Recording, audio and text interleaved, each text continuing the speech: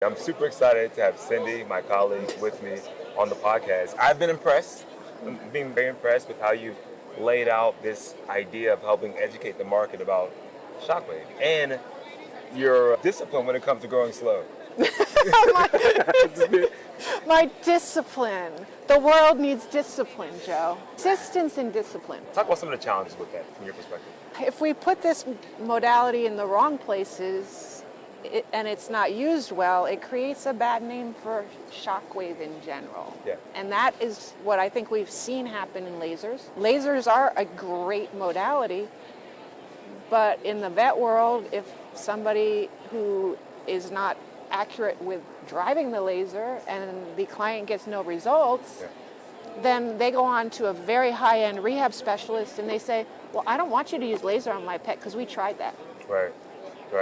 So it's that fear of getting, the optimal results every time we turn the machine on. Love that. I mean, so I got to back up then because that's not a common sales and marketing mindset. So could we discuss how you ended up in this lovely world of Focus Shockwave and working with us now? Well, for one thing, we can try to take the sales world, the sales word out, because I am scared of sales. I'm actually terrified of that word. Everybody sells something. Can we touch that for a second? We're all selling something here, right? At some point. We are. I agree, but sales that term sales got abused. Yes. And there's too many people out there who don't want to take care of the backside. Yep. And are only interested in placing whatever modality or whatever they're selling in the hands of a person. They receive a check, they receive their revenue, and they're out the door. Yeah. And we all know it doesn't work. So why am I so adamant about optimal therapy? I grew up riding horses. I was riding before I was born, so I've always had vets take care of my horses. And even from the age of 16 years old, I was responsible for paying the bills on my horses. Wow. So my grandmother would meet with me once a month and give me a check. And then it was my responsibility to cover all the expenses for that month for that horse. So if I have had a vet come in, the first thing I think is, oh my Lord, this is going to be expensive. I'm not going to go to a horse show this month or this week because we're going to have to spend this kind of money on X, Y, or Z. And I've been a vet tech, and too often they come in, the techs are in a hurry, and especially with a modality, if they don't use it properly, I'm paying a lot of money, and I'm still doing that for my dogs. Right. I'm paying money for my dogs to get acupunctured. If it's not, and lasered right now because I no longer own a laser. But I sit there and watch. Really? Oh yeah, myself or my partner, because what happens behind closed doors is not always. I'm not trustworthy of it. Yeah. And I've seen horses get shockwaved, and I bought 1,000 pulses on a electrohydraulic shockwave for a lot of money. And the horse is moving, or the technician's having a bad day with positioning or whatever, and I paid for 1,000 pulses, and the horse might have gotten 200 effective pulses. Because horses move, dogs move, animals move. It's not as simple as with people. Yeah, I mean, people definitely have their challenges, but I love the fact that it's a pain point for you, not wanting to see the people that are going to apply these therapies waste that technology, waste the person's money, waste the end user's money. Right. I think that's a great place to come from, and it makes a lot more sense why you want to promote and push. Hey, let's make sure that every client knows how to maximize these different devices. There's a big opportunity with a lot of companies that really take on this standpoint of not just let's keep the sale, but let's make sure our customers and clients are winning. I think it's becoming more and more evident as bigger companies get bigger and lose track of their customers. The smaller companies are filling a niche. Yeah. That is needed. So that's super important. If it happens to be your part, phenomenal, but sometimes it might not be, depending on what they're trying to accomplish. When we look at where small businesses are, and I think about how private equity has had such a big play in your industry, especially in the vet world, I mean, could you speak to that and maybe kind of what's happening in the space? I'm sure you've seen some things over the years. So everybody's going corporate. Yeah. Whether it's veterinary practices or whether it's veterinary companies that are selling into the marketplace. And in that means they're looking to do a lot fast. With the private equity investments, they throw billions and billions of dollars into a product in a short time. Oh. Then the question is, are they going to get that equity out of it? Right. I was talking to who used to work in the private equity market, and she said, you know, when these big investors come in, they really only expect 1 out of every 4 or 5 or 6 investments to play out. Right. So you get these 2 to 4 year surges, but where they go after that is unknown. Yeah. Often they're just trying to get bigger to sell, to get bigger to sell. I guess I'm too old for that mentality. My mentality is just, you know, no, do it well, do what you can do well. Yeah. You know, I'm never going to be a millionaire. There you go. Cindy, there's a lot of paths to a million. I mean, but you know, honestly though, there's a lot to be said with that because that's the name of the game for a lot of people, right? Is to buy a company, 1 out of 4 will work, and we'll go with that one. And what I think a lot of healthcare providers need to be thinking about, a lot of veterinarians especially, is that you'll see a huge marketing surge. And you're like, oh, I see it everywhere. And I have my clients call me up and say, hey, I see this. How come you guys don't do this? I'm like, yeah, but let's just see where this goes over the next 3 to 6 to 18 months, right? Because normally, and I won't name any names on the human side, but we've seen some drop-offs. Yep. Like it's a huge push and then it's a flat line. Not saying they're bad products or not, but they went so hot out the gate that they didn't find exactly how they can best serve the market. So I think that's pretty common. Yeah, and that's why I just want to go slow and make sure my clients are taken care of. You know, it's also a balance of expenditures. Yeah. You know, you can't spend more than you make. I mean, we would all like to, but in the long run, it's not going to work. Yeah. So for me, it's a huge balance. You know, of where we go, what we do. You know, because if I do something that is not productive, it's going to cost in the long run. Yeah. You know, so and it's a learning experience. So every place you go, every event you do, every time you make a change, then you have to step back and say, was that right or wrong? Right.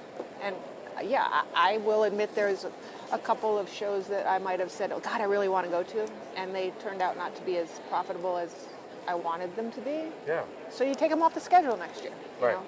I think being flexible is another. I mean, that's the beauty of being small, though, right? Yeah. Because we can stay nimble, but with that being nimble, I think that there's it needs to be a consideration that you got to have some courage. You got to take some risk. You can't just sit back and just think that the way that we've always done it is the best way for this year and then just move forward. Yeah, I mean, I think the biggest risk we take is making mistakes. We got to but we're going to make mistakes. Yeah. You know, you're not. I think there was a really good, actually, on a canine vet summit last Saturday, and she said, if you're not taking the risk to do something wrong, you're not stretching your boundaries to grow. That's right. That's right. So, you know, you to be able to walk away from, you know, a conversation, reflect on it and say, wow, I think I said something that maybe we should change next time. Right. You know? Yeah. And too much, we're running and we're tired and we don't have the time to do that or make the time to do that. Are you talking about me in particular, man? This feels like a directed conversation. No, I do it too. I get tired. You know, I get tired. Yeah, but you know, I think it's a part of it though. I think that the risk taking, but the measuring to see what is working and doubling down on those and being okay to eliminate the others, I think is really important. I want to hear from you because you've done some good experiments this year, I would say. What's working from the educational front? Like, is it more in person? Is that mandatory, or is the online portal, is that doing great? Just kind of talk about how you might best advise docs to kind of learn more. I think you have to have many options because everybody learns differently. Yeah. You know, I will have vets who purchase a machine and they will go use my online content and do a Zoom meeting and be thrilled and do really, really well with it. And I'll have other groups that they're like, you need to come sit with us for a morning or an afternoon, and not an hour. Yeah. A morning or an afternoon. And I have some vets that I have tried to communicate with and they don't communicate back. And I have others, like this morning, Dr. Babette was asking protocols. Yeah. And that's fine. I'm here. Yeah. I text her back or call her when I can. I think you have to be open to all the options. That's good too. There's not one right or wrong. Yeah. Just like using the machine, there's not one right or wrong. Yeah. And we all want that cookbook though, right? We're looking for the silver bullet. Come on. There is no... solve it all. I learned that in graduate school. There is no silver bullet. Yeah. It just patience, persistent, and keep slow, getting better. I think the podcast I watch every morning is 1% better every day. That's the name of an actual podcast? No, it's the Noodleberg Daily Huddle. I might need to take that. Actually, that's a good. It's a really good. It's a really good podcast. So, when it comes to your own personal education, your podcast. I mean, you like podcasts. We talk about a couple shows that you consume. Like Jocko's one of your. Yeah, I listen. Yeah. I listen to different things when I'm at the gym. Yeah. Because I get really bored, and that's just the way my brain works. So I listen to this Florida podcast because I used to be in Florida, the Noodleberg Daily Huddle. Okay. And it's all about a community and learning and getting 1% better, which I listen to. I try to listen to it daily because it's very upbeat and motivational. Yeah. And then when I'm grinding at the gym and not sure I can make it, or I'm just totally aggravated, I listen to Jocko. Yes. I need to focus on something. Yeah. So I'm also trying to finish my CCAT. So that's when I'm at the gym, I listen to all the canine anatomy and therapy lectures for that course. So, I'm going to make a few hours a day for myself. But those hours of a day are usually educating myself in some way. Yeah. I mean, and even when I'm riding a horse, 90% of the time I'm pondering some situation I have to deal with. You still ride often? I just started riding a lot again. That's good. Just recently. Yeah. That's good. I adopted a new horse. Did you? I did. How old? He's 8. Okay, nice. He's 8. So that just happened, but it's just taking enough. Everybody's like, oh, you're into your biohacking and taking care of yourself. There's not enough time to do everything. Yeah. And so I do a lot of my brain work when I'm exercising or playing with my horses. That's I think adults should play more. It's a great way to kind of like de-stress. And I mean, seriously, it sounds kind of silly. I saw this adult Happy Meal, which I think is pushing the limits, but still. Now, I've never been in one of those no gravity pods or any of that stuff. You haven't been there yet? No. Oh, so you're missing out. I have my outlets. That's good, but I'm just saying, you're missing out. Well, I shouldn't say that. That should be a team-building experience. It really should be. I was trying to get Zay to do it, and he was like pushing back on me and fighting me. All right, I'm not going to force this. But when we think about how your experience is with your clients and your interactions, could you talk about how that feels different than maybe what some of the other things that you are seeing from the larger corporations out there? Because I think people should know what that is working with us versus some other larger businesses. No, but the idea of our size is, we have this great small office staff. So if I can't talk to somebody immediately, I know I can send them to Eddie to get what they need. Yeah. And everybody who I've sold to has my contact and knows they can find me. I always preface it with, I might be on an airplane. Right. But I will get back to you. And there are times when I'm just outright can't take care of them, and then I do hand them off to Eddie or even Brittany in the office about something. But it's so small. It's not like they're calling in and punching 8 different numbers to find the service department. They know who's calling them because I let them know, and they know how to interact with our customers, not just hit number 2, hit number 5 to find service. And then, if you are talking to somebody in service that doesn't know about a dog's shoulder anatomy, that ain't going to do a whole lot of good either if No. they're asking about shoulder protocols. So, I think that's important. We have been very fortunate in building my, I guess you could say, tribe of vets that Oh, yeah. they all talk to each other and they share with each other and they learn from each other. And that, I try to create and provide that situation as much as possible. One of the things I've appreciated about how we built this tribe is that we've done numerous podcasts with a couple of different clients, and you're right, it's a peer-to-peer learning thing that you've put together, I feel like. When we think about how this should evolve and maybe go forward, let's say 5 to 7 years from now, because I know I can't say 6 months, that's not slow enough, but it's not have enough outreach for it to kind of really have a deep impact. But I'm curious, half a decade, I mean, 10 years out. I really believe that this shockwave should be or will grow to be the primary shockwave used in veterinary medicine, both in equine and small animal. It's a little harder road in equine because equine practitioners are very set in their ways. Yeah. They know what works, and it's hard for them to make change. Canine practitioners, they love change.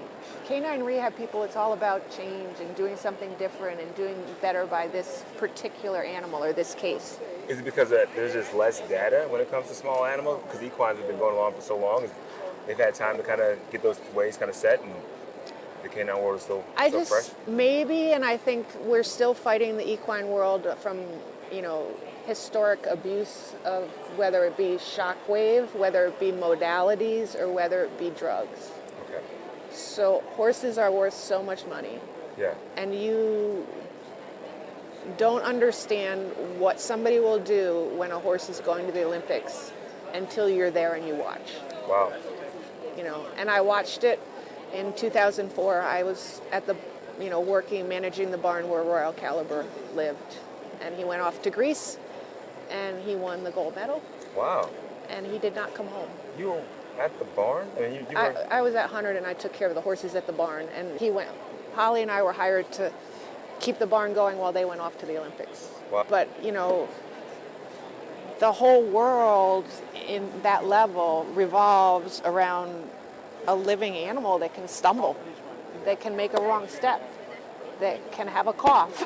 Yeah. And it's really intense. And I don't think in the dog world we've gotten to that intense level of competition. There is competition, but we're jumping for $100,000 almost every weekend in Wellington.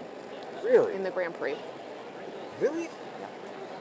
Every weekend? Almost, yeah. I mean, they start at the anywhere from 20,000 to 200,000, I think, in prize money, depending on the week. Impressive. It's a lot of money. So I'm not that educated, so maybe you can help me out here when it comes to this piece of it. But how do people abuse shockwave in the equine world? Well, shockwave has an analgesic effect, and we know it. We cannot exactly measure how long that animal. We don't have exact data on how long it is. But if there's something that hurts and you're going to perform, you need to get rid of the pain. There's goods and bads to that, because the pain can be something that's a simple, muscle inflammation, simple muscle inflammation. It's not going to get seriously damaged. Yeah. Or it can be, a suspensory ligament that you get rid of the pain and they jump on it, you risk major damage. Yeah.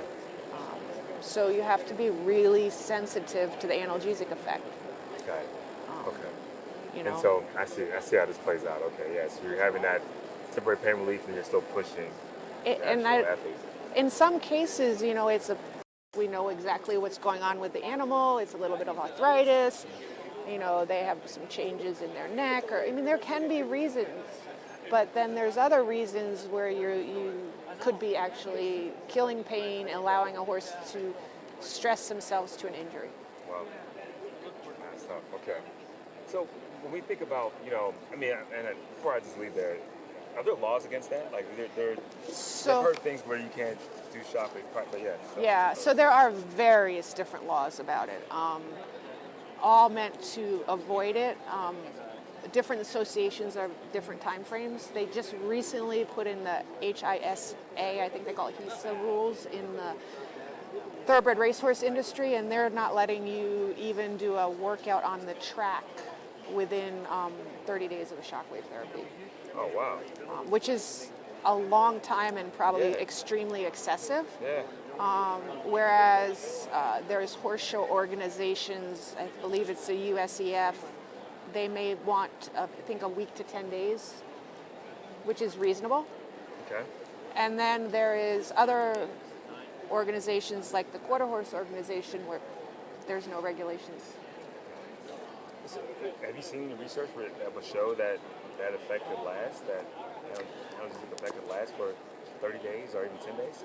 I have never seen the analgesic effect last more than 3 days. That's what I've always, yeah, okay. Yeah, That's and awesome. so we're trying to find some actual literature research on that. But again, once people do something bad, it carries on. It creates an issue that doesn't go away easily. I mean, it's the same thing when we talk about contraindications of shockwave, right? People are still calling the spinal cord a contraindication. Yeah. And it is, in our book, a contraindication. But there's some really amazing research out there that says there's amazing effects. Could you share with the audience a little bit? Because now I'm curious. People ask all the time because it's listed. Yeah, so I have I have a folder of papers on the neurology and spinal cord treatments and stuff. And the danger of treating the spinal cord with the shockwave, the one paper that I have that talks about that is with rabbits, and it's at 0.6 millijoules per millimeter square. That's pretty high. It's high. Yeah. It's high. So in the lower... Rabbit. Yeah, that's... And a rabbit. Yeah. Okay. So again, it's a huge amount of energy in a small animal, and it caused minor demyelinization. Really minor. Yeah, it wasn't tremendous. So I do share that with my neurology users. I say, but look at the energy level. You know, I typically don't recommend any veterinarian use much above 0.2 millijoules per millimeter square. Okay, 0.2. Okay. Yeah. In canine, maybe 0.15. Horses, I might go a little higher.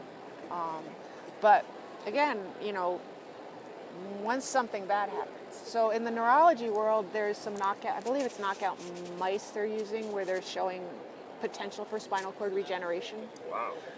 There is also a paper about peripheral nerve and treating the nerves off the spinal cord with stroke patients. Wow. Because if we can keep those nerves firing, then we don't have the long-term effects in the neurology and so there's some. I mean, how does shockwave affect nerves? We have pain pathway, and we have regeneration of nerve cells, and they're two opposite. Yeah. And we have substance P. And substance P is what reduces some of the pain off the actual... So we get less substance P in the synapses when you treat with shockwave. Okay. So that gives you less pain flow to the brain. Got it.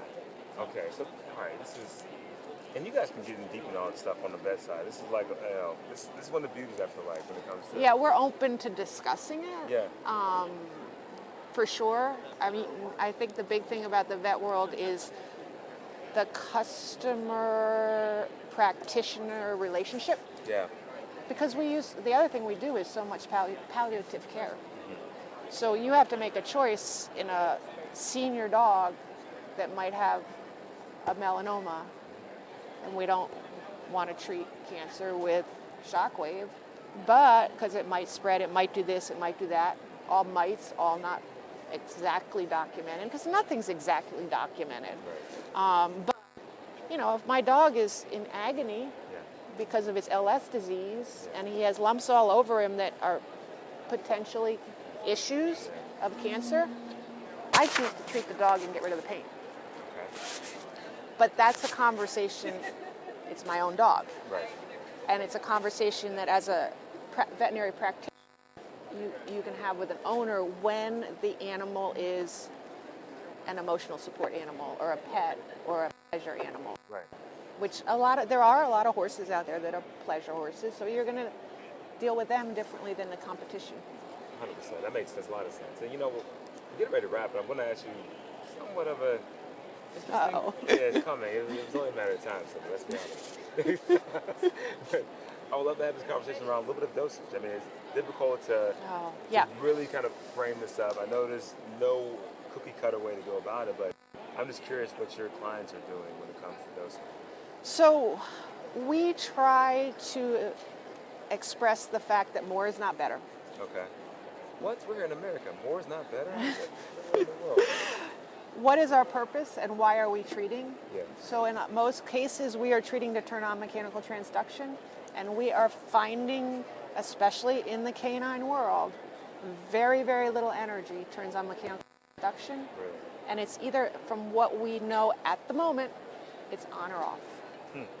So, there is literature saying there's not a whole lot of difference between, I think it was 0.1 and 0.2 millijoules. They said it was medium and high energy or low and medium energy in myofascial work. They get the same results. So are we going to get the same results on a biceps tendon if we treat it at 0.031 millijoules, which is the dosage that Dr. Owen used in her cases that just got published? Okay. Or if I treat it at 0.15 millijoules, which is the dosage that the PulseVet papers are on, electrohydraulic papers.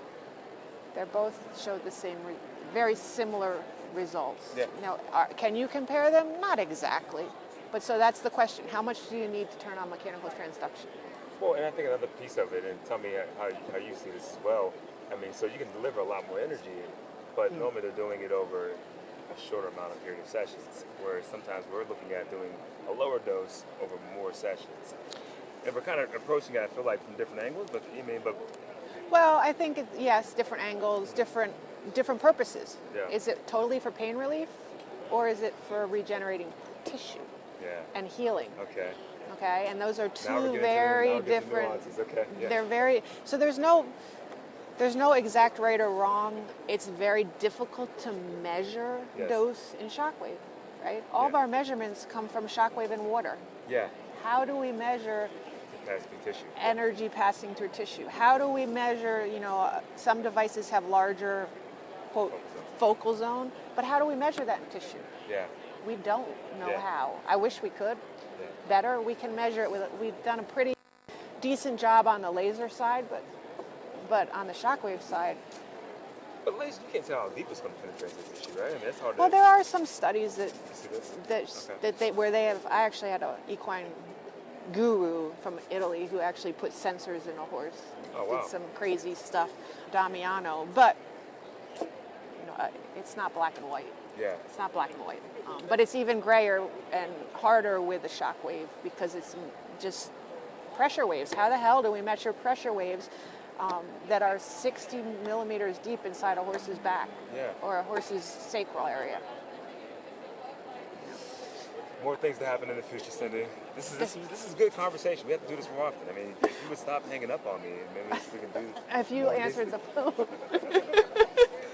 No, but honestly, as we kind of wrap up, any other things that are happening next year, or any other workshops coming up, any wet labs you guys are doing? I know you guys do a lot of it on education. Well, our new website was put up a couple months ago, so we're trying to keep all of our podcasts, monthly user forums, courses up there, hoping to have a couple new CE courses in the next few months. So one on stifles and one on just the ongoing literature and what is out there, because there's a lot out there.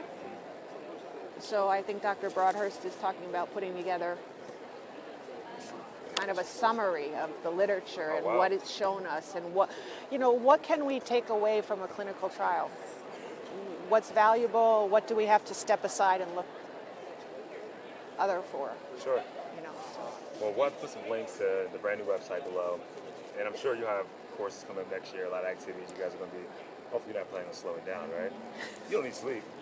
I don't need to sleep. Yeah, it's overrated. No, we're planning on growing our vet team so that I don't have to do quite as much.